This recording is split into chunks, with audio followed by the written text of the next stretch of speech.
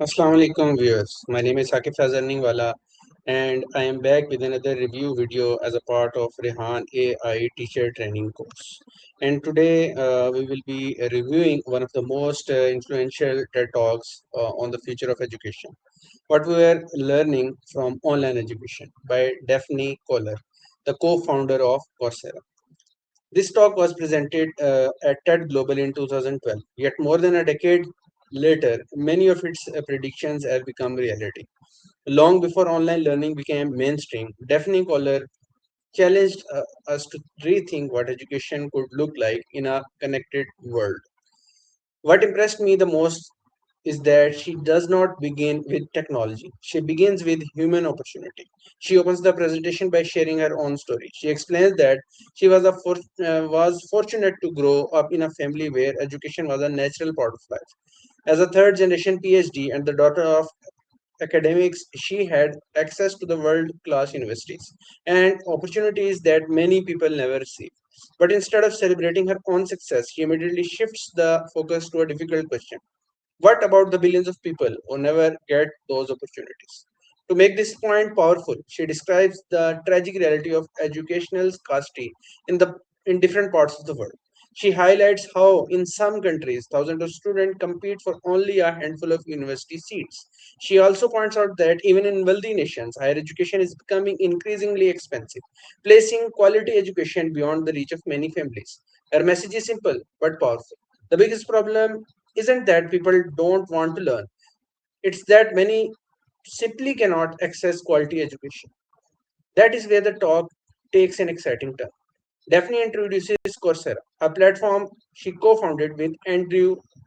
Their vision wasn't merely to upload university lectures online. Their goal was to make complete, high quality university courses available to anyone with an internet connection, regardless of where they lived or how much money they had.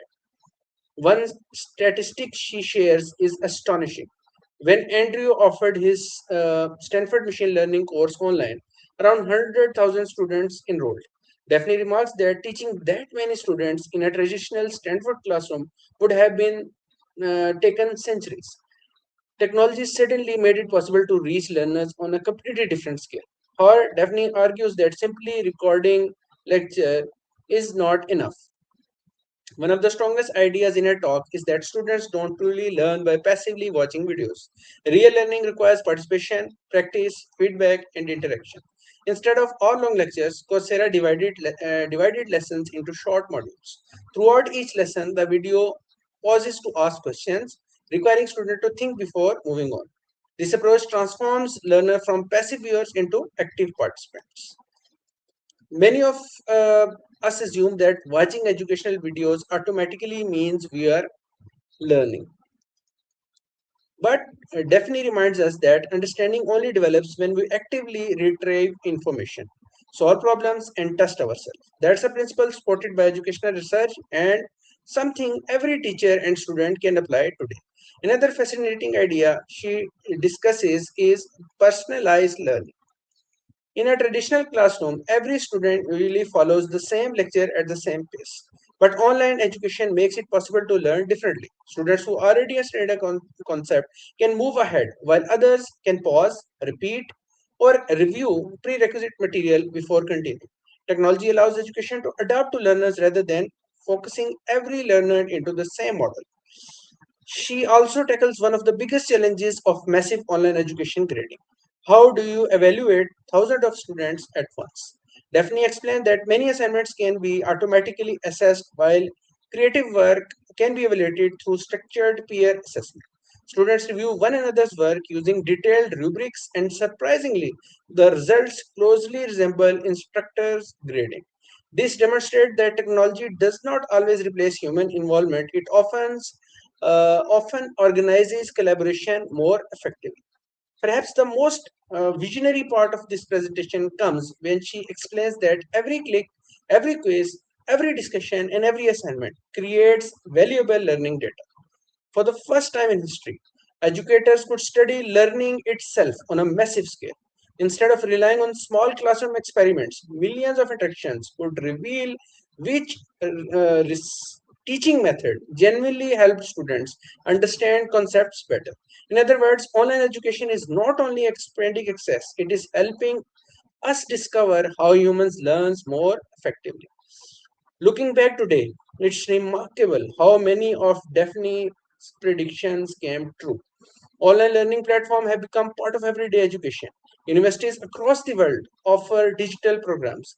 Professionals constantly update their skills online. During the COVID pandemic, online education became essential rather than optional. While virtual learning skills have challenges, including motivation, digital access, and maintaining engagement, its importance is no longer questioned. Personally, I believe one of the greatest strengths of this TED talk is its balanced perspective. Daphne never argues that online education should replace teachers or universities. Instead, she presents technology as a way to extend the reach of excellent educators so that one great teacher can inspire not 100 but millions of learners across the globe. That is much more meaningful vision than simply replacing classroom with computers. For teachers, this talk encourages embracing technology rather than fearing it.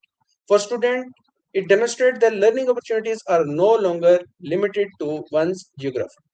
And for policymakers, it reminds us that improving access to education may be one of the most powerful investments any society can make. My biggest takeaway from this TED talk is this: education should never be limited by where you were born, how much money you have, or which university happens to be nearby.